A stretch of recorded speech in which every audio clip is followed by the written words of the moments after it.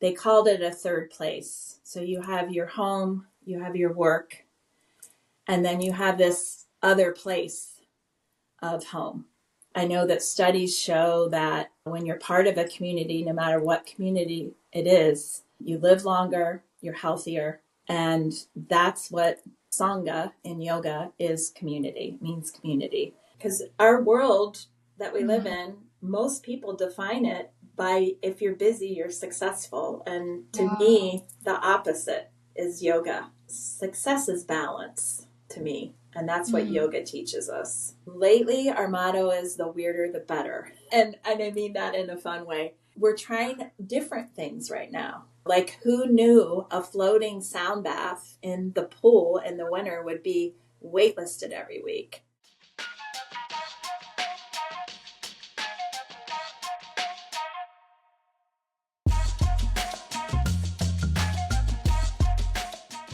Leslie Simionescu is a yoga teacher and member of the leadership team at Yen Yoga Studio, located in Traverse City, Michigan. Yen Yoga and Fitness was created in 2010, and Leslie joined shortly after, becoming a 200-hour yoga teacher through a teacher training program created by and hosted there by Jennifer Lintvedt.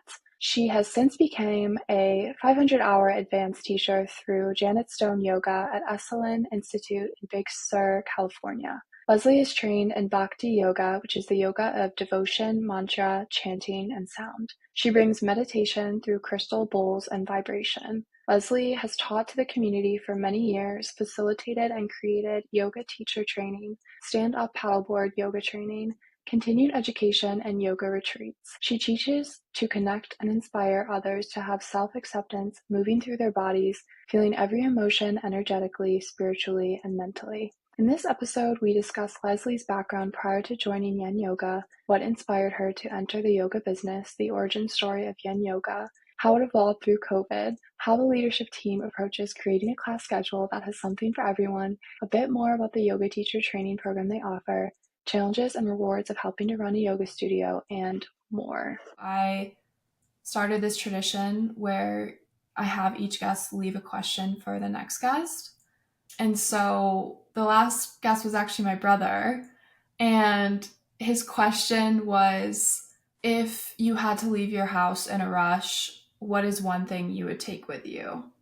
Oh gosh, I'd probably, first of all, make sure my family and my dogs, and then, I don't know, grab our credentials, important papers. That'd probably be it. The most important thing would just be to leave safely. And then, yeah, I guess you're just asking if I had to leave in a hurry, though. I was taking it more if there was an emergency. Yeah, no, I think it is vague, but I think like the underlying implication is you can't return. What do you take with you? That kind of thing. Yeah, the most important thing would be my family and my pets. Maybe my phone so we could call for help. Good idea. Yeah. Sure. Yeah. How many dogs do you have? I have 3. Okay. Yeah. One's really old. Her name is Sally. And I call my middle child Oscar and Lucy. And they're small dogs.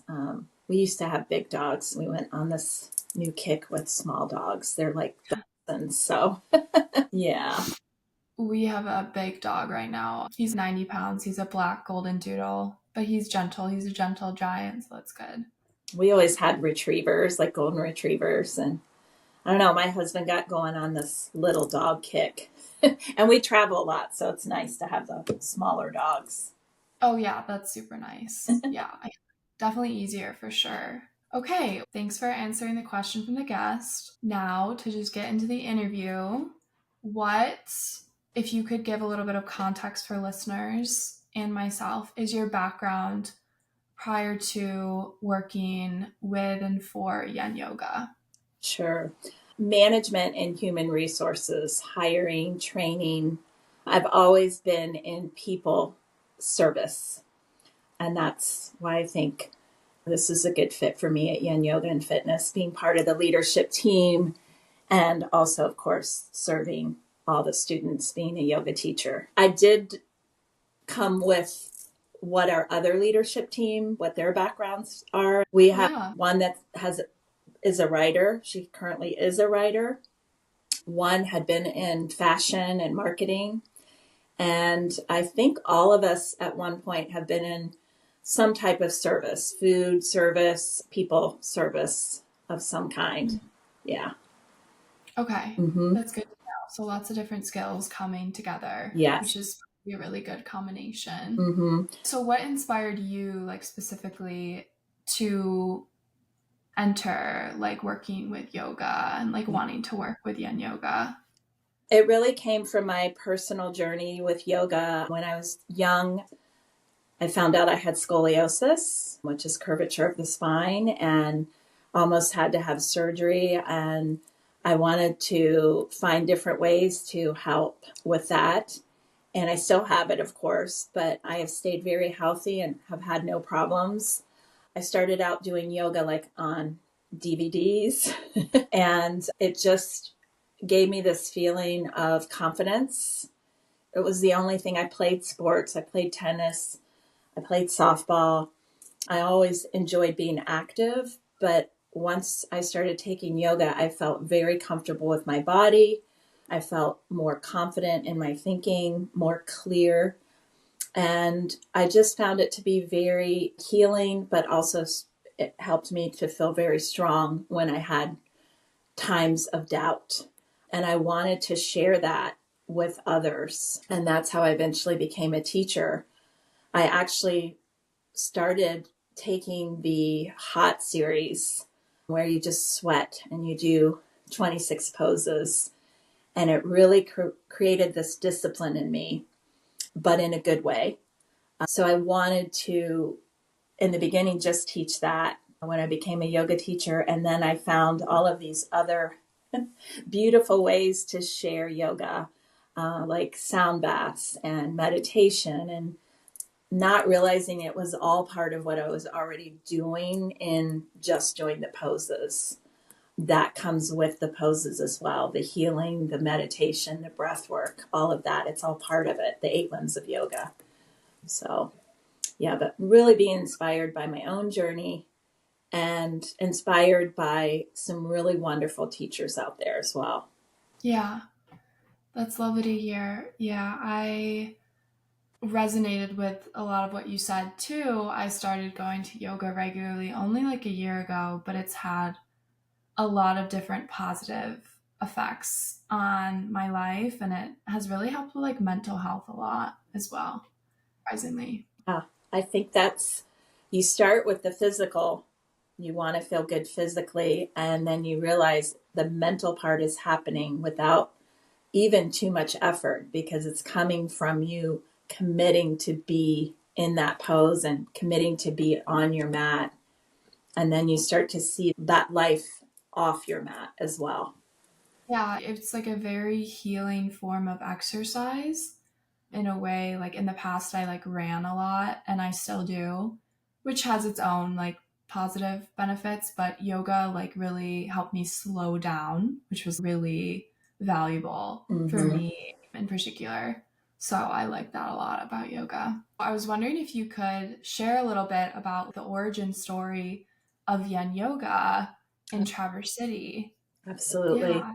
So I came to Yin Yoga, I think about maybe 3 months after it opened. We had our original studio was on Front Street then. People still remember that space and just have beautiful memories from that space. And it started out with a couple brothers who wanted to create a community.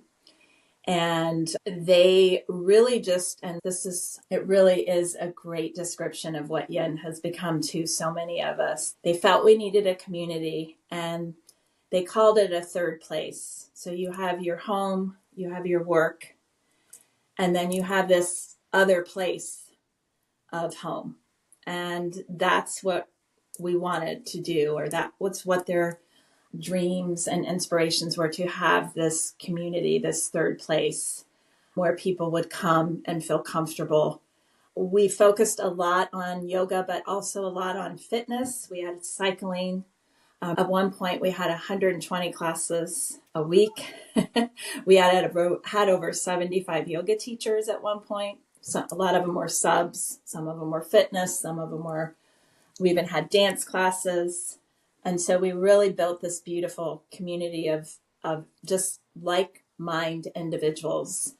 And I know that studies show that when you're part of a community, no matter what community it is, you live longer, you're healthier. And that's what Sangha in yoga is. Community, it means community. The brothers that started this don't want acknowledgement. They just wanted us to have a community and help us get started. And we have a director who works with them. And I read back through some of the descriptions of what Yin Yoga is, and people always ask who owns it. And our director, Sarah, said, we work for the community, and we are just this place for people to gather.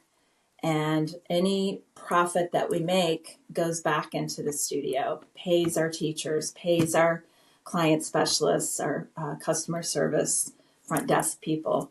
And then if there's any left, we put it back into the studio. We were non-profit, and now we're something that's called not-for-profit. Hopefully that helps where we started. And then once the COVID started, we had to close the studio. We tried to keep it open, and we realized that it was just going to be really difficult with the amount of classes we could have and just what was expected at that time. So we held classes all over, barns, outside. Gosh, we really got creative. We had it at the cathedral barns. We had it at the botanical gardens, at the Delamar. We held some classes. And then we came to this point where we had to make a decision, and the Delamar offered us a space there. And if you had asked me 3 years ago if I would have been so happy in this new space, I wasn't sure, because I loved the old space and I didn't know how our community would like the new space. And we've just built it into this beautiful place again. It's a little smaller. I actually think it feels different, but it feels like the old Yen as well. It's a little different vibe, and I can't explain it. You have to experience it. And if you've never went to the old Yen, then you wouldn't know what to expect. Does that answer what you're looking for? Okay. Yeah, thank you. Mm-hmm. And I do remember the old studio. I think I went there probably first when I was in like high school. And yeah, that was like such a lovely space. So I can imagine transitioning was probably tough to leave that space. But like now I've been to the new space often, and yeah, I've just adjusted to it because it's the same vibe. It's very lovely. Yeah, we hear students who live all over the world travel a lot, and they find us and they come back and they're like, there's just no place like Yen.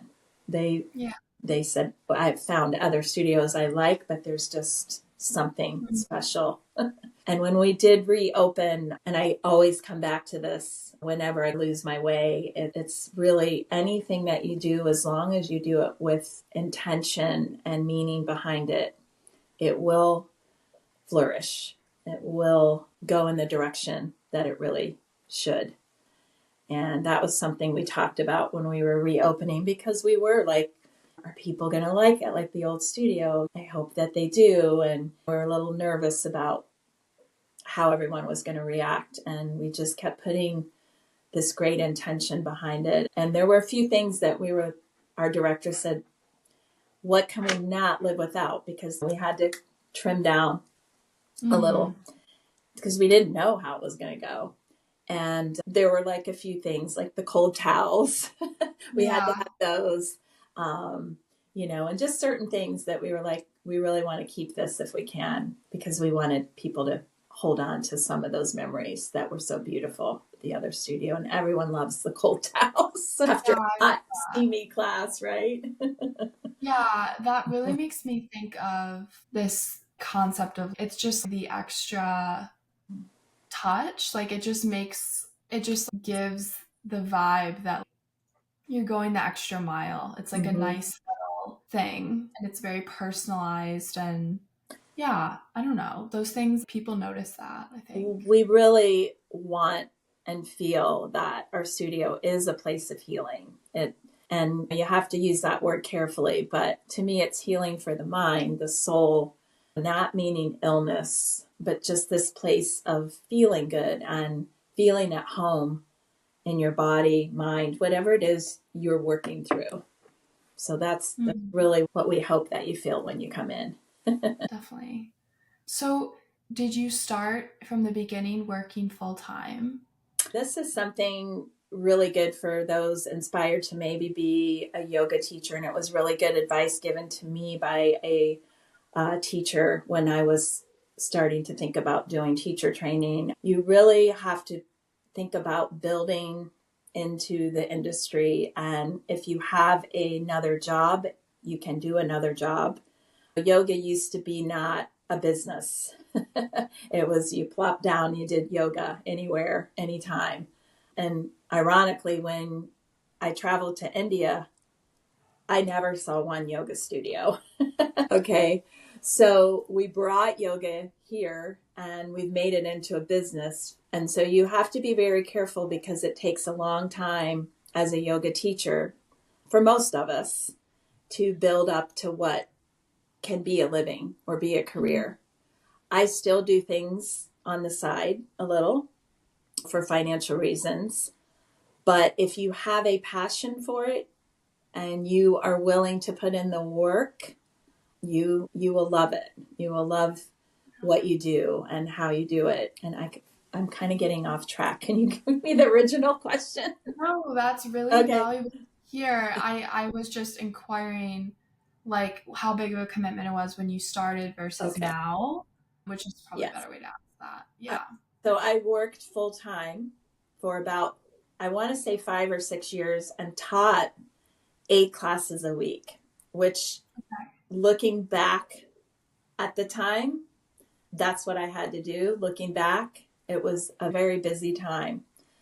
But I knew that I had the passion to stay with it so that I could eventually just do more of what I loved. And I think a lot of us find that when we have a deep passion for something, that we do have to put in extra work. And my husband said to me, I've never seen you work so hard at something, and no one was telling me to work hard but myself. So when you have that passion, it almost doesn't feel like work. It just feels like part of your life, and that's where you want to go. And so it takes a while. Maybe for others, it might not, depending on their financial obligations. But I did get the advice to not quit your job right away and just think that you're going to make a living as a yoga teacher. And I share that with my yoga teacher training, those that are going through, because a lot of us do. We want to just, that's all I want to do. And it can happen, but like anything that is important to you, it takes a lot of hard work.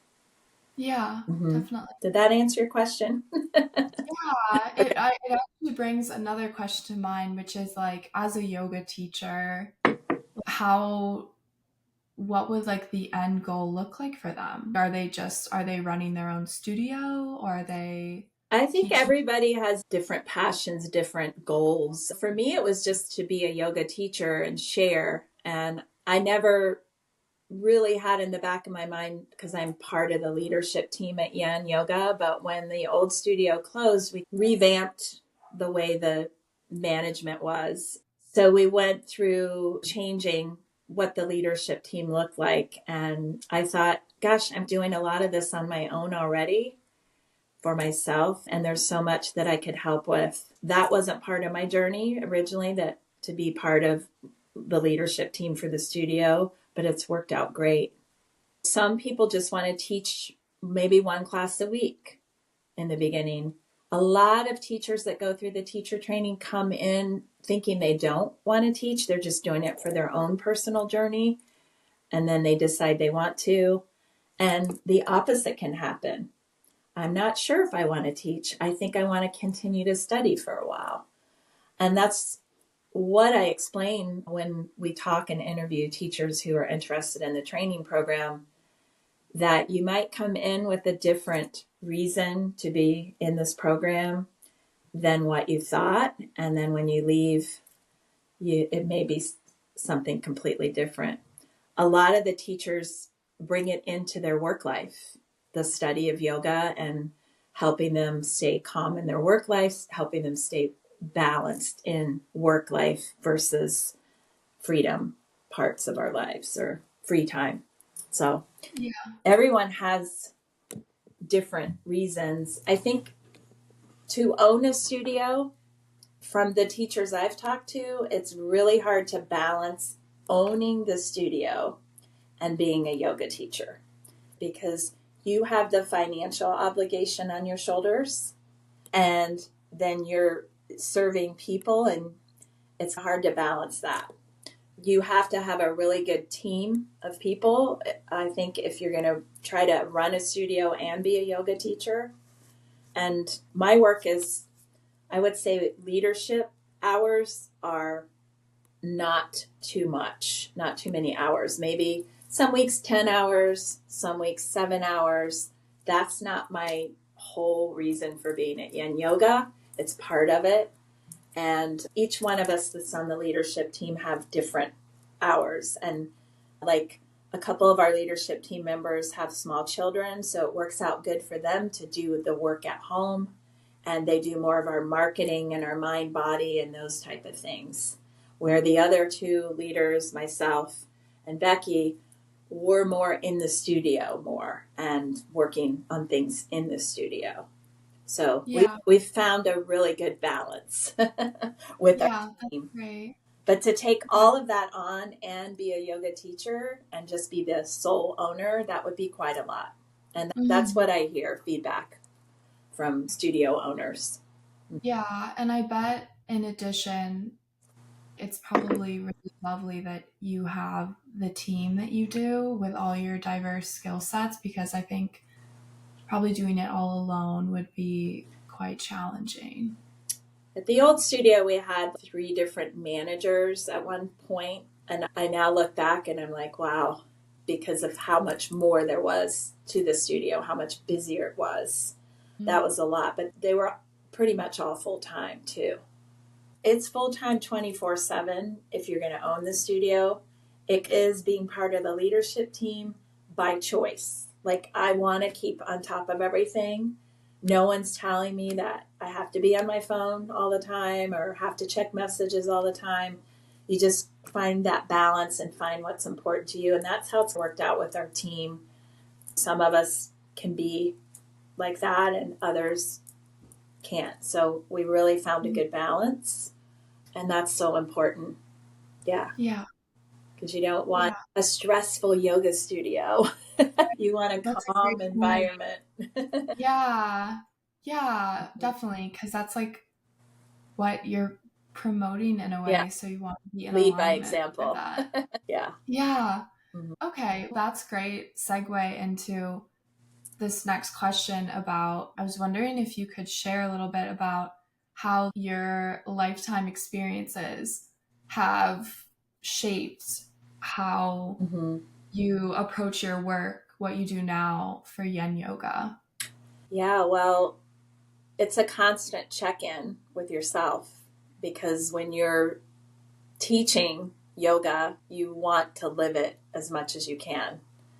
And we all make mistakes. We're all imperfect. But to me, working at the studio and being a yoga teacher, it's that constant checking back in. Maybe how could I have handled that different? Or, gosh, I handled that well. I honored the way we should honor our life, people, kindness, compassion. But you are teaching these qualities of peace and calm. And my life outside of the studio, I have things like everyone else has, but when I walk in that door, I'm going to drop that at the door if I'm teaching or if I'm there to be in leadership. I take classes.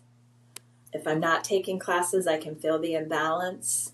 I take time at home. you have to find that balance. And that has been a long time progress or process, because you have to really kick it for a while to get where you want to go. And I'm starting to feel the benefits of all my hard work. And I think any yoga teacher could share that. Eventually, you'll start to feel the yoga in your life, and you'll start to feel the slowing down and picking project offerings that are important to you. And you're not just taking anything that comes your way, because you want to just teach when you first become a teacher, and you go here and go there, and that's part of the process. But once you find out where you want to put all your energy when you're in the work part of it, it feels really good. Yeah. And I think not just a yoga teacher, you can find that in any career or passion. You got to put in the hard work, and then you start to see, I'm still working hard, but I'm working smarter, I guess it would be. And really my ultimate goal is to eventually, and I say this, I'm always going to be somewhat busy because that's life, but I want to continue to feel this less busy and just focusing on what's important, on what's important. And that's sharing the teachings and creating a change, a positive change out there in the world. But you also have to work on it in your life, your own personal life, or it's not authentic. And none of us are perfect, so we have to keep going back. And that's why we call it a practice. It's a continued practice of yoga. Yeah. It's never a destination. Never a check off, which my teacher says a lot. You didn't complete the 8 limbs of yoga learning. You're just beginning. And I think as far as life experiences, it's really helped me to slow down. It's really helped me to I have a long way to go, but be more mindful of everything around me. And also looking at if there is something that is hurtful or something that is frustrating, why is it? Is it a habit? Is it a pattern? And that's what yoga teaches us, to really observe and notice before we react sometimes. And that is always a work in progress, because I'm a fixer. I want to fix. And you have to just chill a minute sometimes. Yeah. It's good to practice chilling for sure. Can use lessons in it, I think, in this, because our world that we live in, most people define it by, if you're busy, you're successful. And to me, the opposite is yoga. Success is balance to me. And that's what yoga teaches us.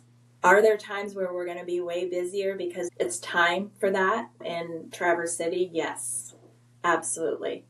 But then you take those opportunities when you can slow down, and don't feel guilty.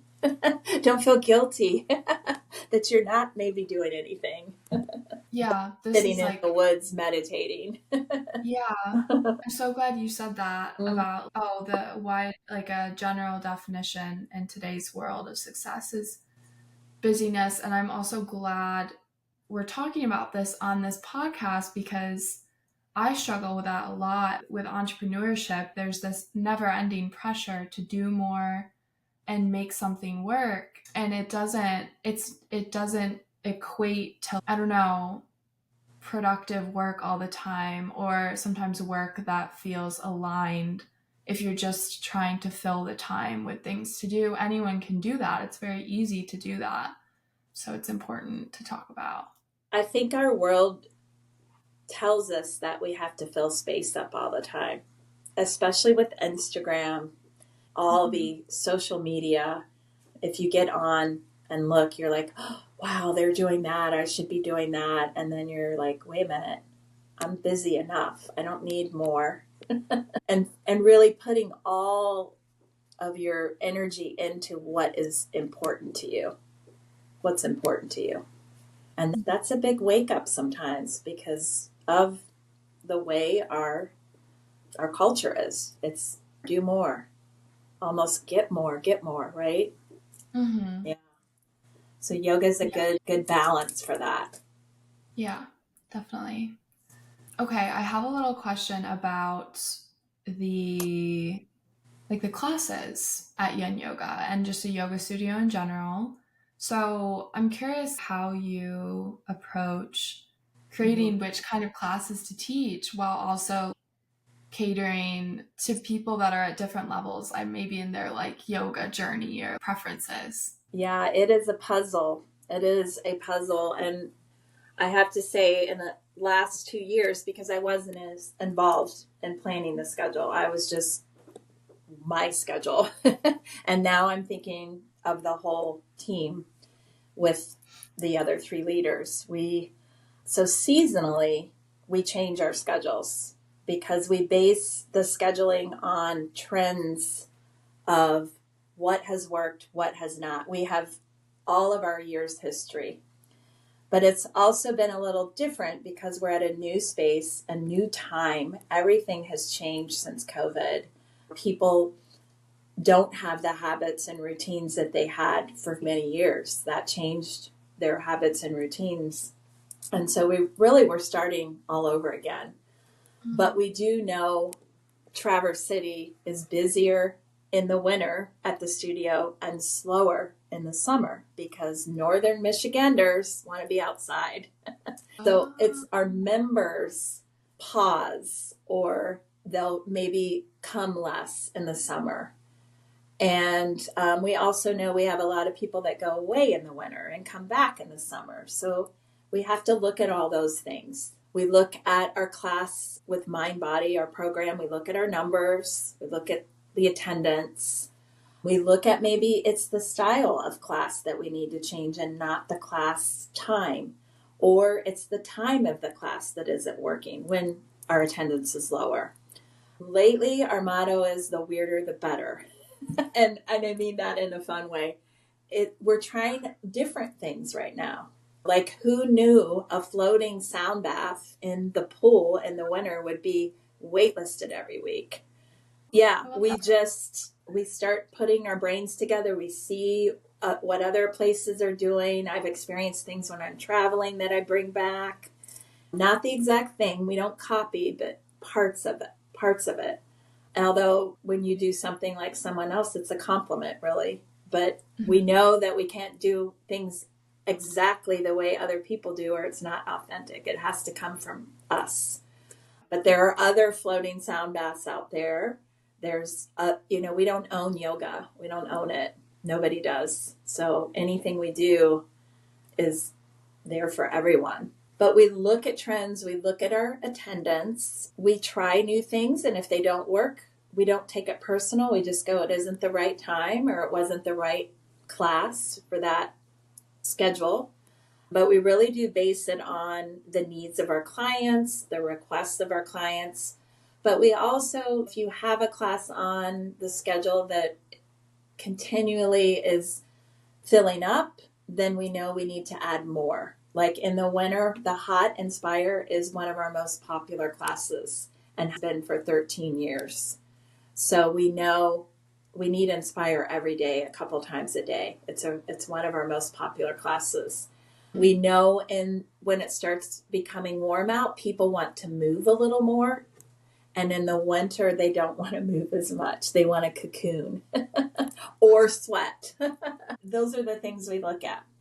And it's really, if you look at our energy in the winter and in the summer, that's a guide to what we put on the schedule. And we just look at what's working, add more. We look at what's not working and try to change it, or we take it off the schedule. And that's really a constant week to week thing that we're looking at. But we give new classes at least a month or two before we make a decision as far as if it's working or it's not working. We do a lot of special classes. Like this year we'll have yoga on the vines, which is Becky created all of those. They're amazing. That we get people from everywhere.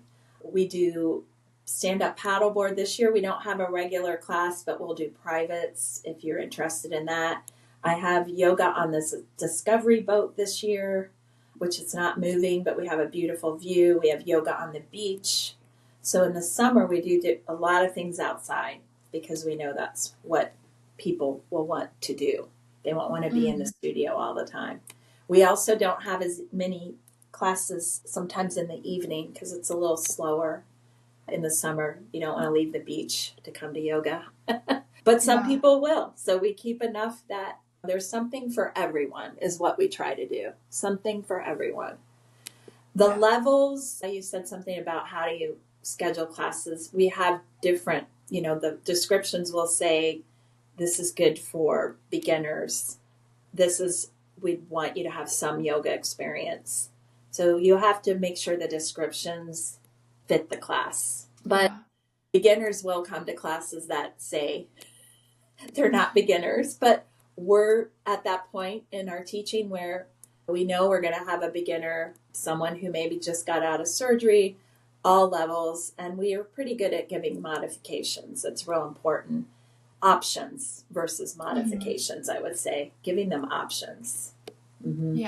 Yeah.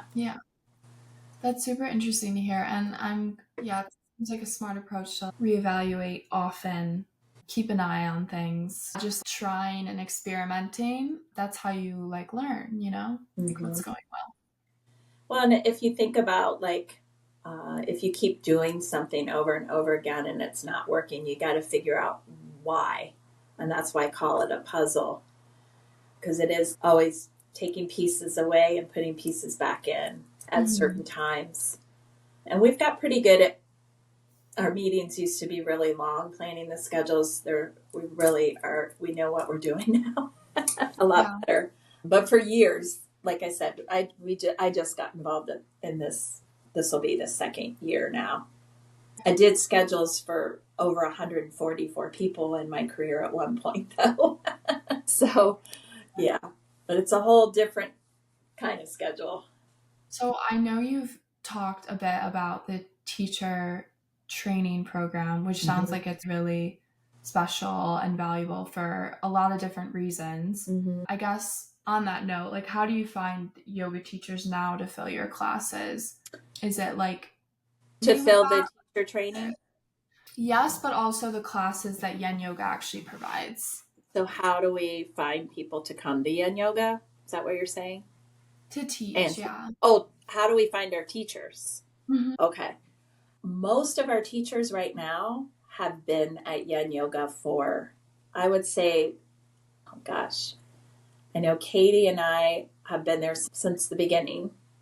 And then Jen and Becky were not far behind. Those are the leaders. And then the rest of our teachers, most of us have been there at least, I would say, maybe least years would be the brand new teachers that just came out of the teacher training, and they've been there a year now. The rest of us have been there either 10 to 13 years, which to me says a lot about the studio. And we found our teachers, a lot of them went through our program, the Yen Yoga program, but we are always open to teachers who bring something from other trainings. And I want to say probably half are from Yen and half are from other places or other trainings. We do love to obviously hire the teachers that have went through a program. We don't hire a whole lot because we have a steady, consistent staff. But I will pretty much talk to anybody that applies or has interest. And then we always keep that relationship open if something would open. If we had more studio room, we'd have more teachers. If we had more options on our schedule, we would have more teachers. But people come to us a lot of times because we've been in the community for 13, 14 years now.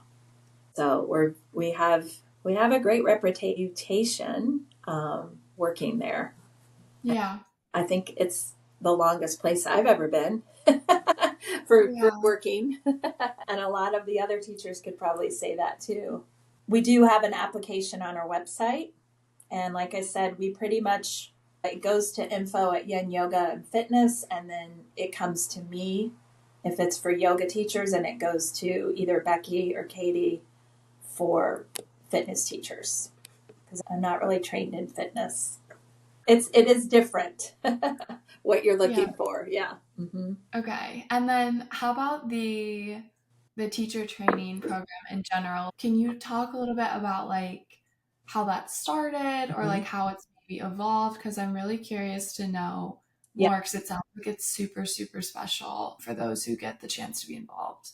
So it started when the studio opened, and it was actually my teacher, Jenny, who is amazing and created the first 200-hour program, which our programs are registered through Yoga Alliance. And we now have a program, we've had it for the last 2 years, which is based on the 8-limb path of yoga and was created by the leadership team that's here now. And what you take away from it and what you learn, it's going to be a little bit different for everyone. But it is really a journey to the self when you take a teacher training program. You learn more and more about yourself. And then you learn what you want to share with others if you want to become a teacher. And that will change and evolve as you learn more and grow more. And just like I said earlier, it's never a checkoff. If you have been a teacher for 15 years, you are still going to learn from a teacher that's only been teaching a year. You are still going to learn over and over again from your original teacher or from your 500-hour teacher if you move on. It's a continued learning journey. We're sharing over 3,000 years of teachings. 200 is just a nugget of that. I think anyone that you talk to from a 200-hour training is going to tell you something different, what they took away from it. But they'd all probably tell you that it was a journey that took them in places they probably didn't realize that it was going to take them to. Because it is just really getting to know yourself. It's inward, outward, outward, inward. Yeah. Mm-hmm. If that makes sense. Yeah. So, yeah, like within the training itself, besides learning how to lead a class through, like a series of poses, like what are some of the focuses? I know you mentioned the 8. So the 8-limb path is the foundation for yoga, for yoga that came from the Yoga Sutras of Patanjali. That's the learnings, that's the teachings that we share. And I'd need a lot of time to share with you all of that, but asana is part of it. The postures are part of it, but it's meditation, it's concentration, it's breath work. If you look at the 8-limb path of yoga, it's pretty much everything you're doing as a yoga student, but you're breaking it down into just this beautiful way. It's really a compass that leads you to a personal relationship with yourself. Mm-hmm. And then through that, you can decide what your purpose, your journey is as far as being a yoga teacher. You do a lot of practice teaching, you do a lot of journaling, you do a lot of anatomy training, mobility training. That's what I love about this program. We have Becky, who's just amazing in anatomy, mobility. Katie has a breathwork, pelvic area, pelvic work training background. And then I brought in another teacher who has kids yoga and another teacher who has dance experience. And so really talked about the movement and energy behind yoga. So we have just this beautiful array of experience that you're learning from. And it's really helpful because there's so much that you're learning. But one of these teachers, something might resonate and you're like, oh, I think I want to teach that kind of yoga, or maybe I need to study more about that type of yoga, because there is more than just the hot 26 or the hot vinyasa. There's restorative, there's yoga nidra, there's all these styles of yoga, Chinese medicine theory yoga. So, Yeah, that sounds like a really cool, well-rounded program with lots of diversity, which love that. Do you know if one has to be able to teach or like be yoga certified to open a studio? I don't think you'd have to be able to teach or be certified to open a studio, but I'm not 100% sure, because it's a business. So you'd have to just follow all the business type rules. But most studios want to have certified through Yoga Alliance teachers teaching for them. And you cannot do a teacher training program. You can, but most teachers want to know that your program has been approved by Yoga Alliance. And of course, we have both of our 200 and 300 hour. And we also have, as a yoga teacher, you continue education. And we have programs that are registered through Yoga Alliance for continued education, which you have to keep that up as a yoga teacher. It's not much. It's 30, 45 hours every 3 years. And you have to teach so much to stay registered as a yoga teacher.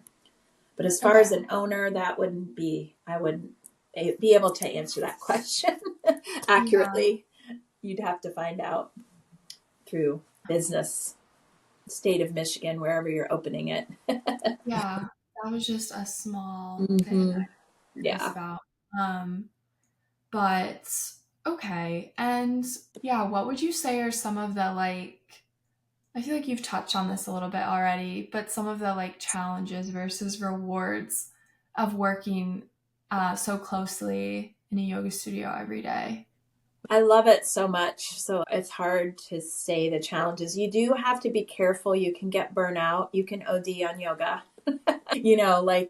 You have to really balance out your practice and your teaching. And when you're teaching, it's not the same.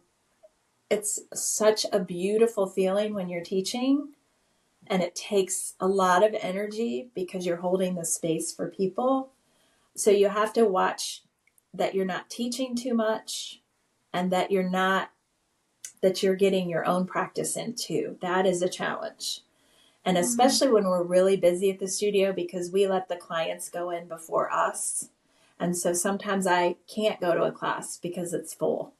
And so then I have somewhat of a home practice. I have the room I'm in is like a little studio I used to teach virtual from, but it's not the same. It's not the same at home. So you just really need to, that I would say is a challenge, making sure you're taking care of yourself so that you can take care of others.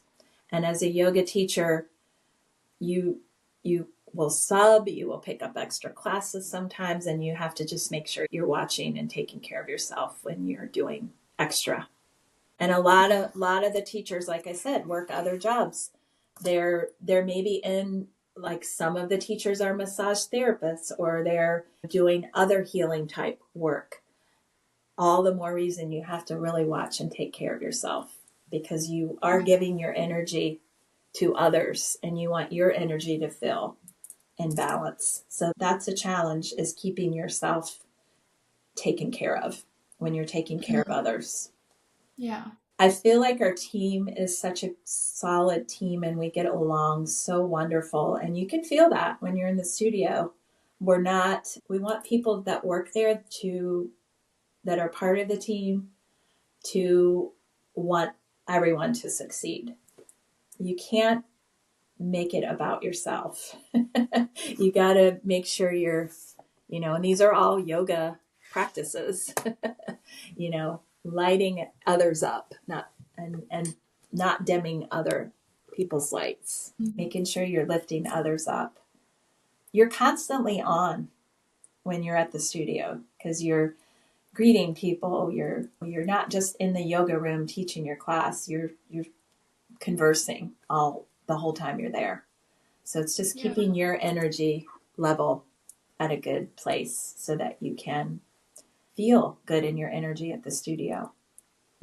Yeah, that's a good reminder and insight, because I don't know, like from the outside, yin yoga and like yoga studios in general, it's like a very like calming vibe when you go in. So it's almost like I would assume that people who work there, it's like the same feeling, but in reality, they are working, and yes, they are holding space, which is different from going and just like receiving, like being in the space. So it is different. Yeah. I think too, like, you have to really, and I've said this a few times, like, you really have to love serving, love people, because that's what we're doing. That's what we're doing. We're serving the community, and we're trying to just have this place of healing there. So we gotta make sure we're healed. We're happy. And what would you say is like one of your favorite things or like most rewarding parts of what you do? It's really seeing people grow as humans and realize that they were already okay. They just needed this time to figure that out a lot of times. But also hearing that we helped them through something. Every student isn't going to share their experience, but every time someone does, it's a reminder that's why we're there. So, you helped me go through this by coming to class and feeling safe in the space. You got me through this, you got me through that. And you'll hear that, and it just it helps you to keep going and keep doing, because you will question yourself. You will ask yourself, am I doing the right thing? Did I say the right things? And every teacher won't be everybody's, like, cup of tea. Like, you'll find your teacher that at that time resonates with you. And as teachers, you have to understand that and not take anything personal. That it's okay. She found, and that's what we celebrate. She or he or whoever found someone that they resonated with and gave them the strength or the joy that they needed. Yeah. Yeah, I can imagine that's really fulfilling and rewarding. That's really lovely. It is. I mean, I said to my husband the other day when I came home from a long weekend with the teacher trainees, I said, after this weekend, I feel like if this didn't happen anymore, I did what I was supposed to do, because I could just feel the work that we had all done together for these last 5 months. They're going to graduate in June, and I could just feel that this is good. I felt good where everyone is on their journey, even though there's so much more I could share and so much more we could all learn together, but it's good. It's good. Yeah, they're just beginning, though. It's the end of the training, but they're just beginning, and you just can't wait to see what people do with this. Yeah. I was wondering, what is one piece of advice you would give to someone aspiring to pursue a career in the wellness industry? You could say yoga, wellness. I know they're different, but well, and I think, just what we carry at Yen, that some of the fitness classes, some of the different options that we have, it's all wellness. It's all healing. Like, some people heal from a really strong workout. That's how they heal. That's how they feel better. That's how they feel stronger, joyful. So I would say experience it yourself, number one. If you want to be a yoga teacher, or you want to be a fitness teacher, or an acupuncturist, massage therapist, are you doing it? Are you experiencing it yourself? Are you feeling it in your own body? And that doesn't mean I have to know how to teach every single pose, or I have to be an expert at it, because that's why we keep learning and growing, to become better at it. But you have to experience it before and this is just for me, I had a long time practice before I started teaching. And I don't mean you have to teach for or practice for 50 years, but look into it. You know, you do mentorships, right? When you find it, when you go to college for 4 years, you do a mentorship, and sometimes you find out that's not really what you want to do. Yeah. So make sure you know, talk to people who are yoga teachers like you're doing. Talk to people who've had the experience of being a massage therapist or whatever it is you're looking to do in the wellness industry. And make sure you're taking care of yourself, because, you know, it's hard to take care of others when you're depleted. Life is still going to happen, though, and you have to remember you have to balance that. It's when you walk in to take care of another person, you got to let your struggles go just for that hour or whatever it is. But I think just experiencing whatever it is you want to go into and talking to people in the field. Most people will be open to talking about it because they love what they do, just like I am today. I'm really feel good about our conversation because it's something I love, and we're getting to know each other a little bit. Well, you're getting to know me. I'm going to interview you next. That might be fun. Yeah, that would be Interview fun. Rosemary so they know what you're about. Yeah. Mhm. I mean, it would be helpful. I would do It's it.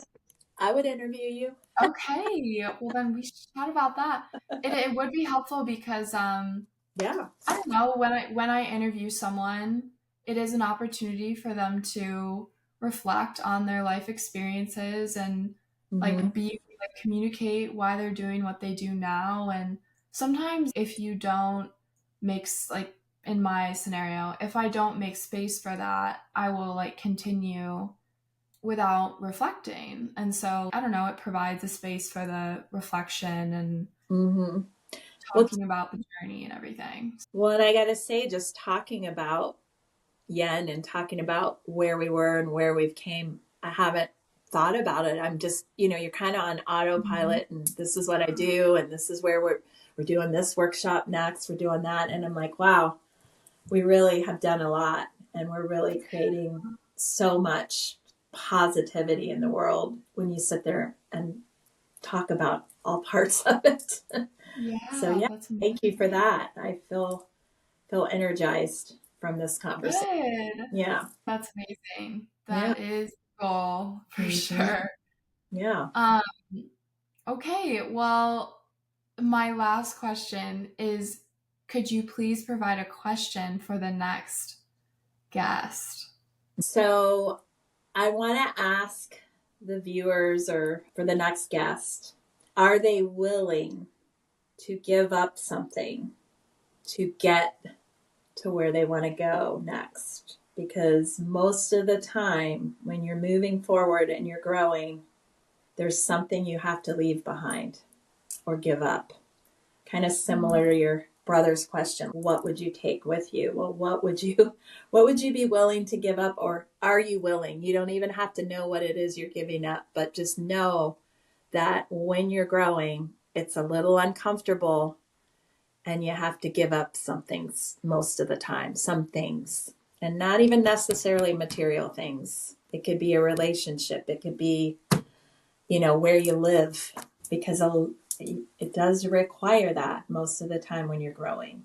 So what are they willing to give up, things or places, people, to grow? Yeah, Does that make definitely. Yeah, it makes me mm-hmm. think of this question, what do you want to let go of going forward?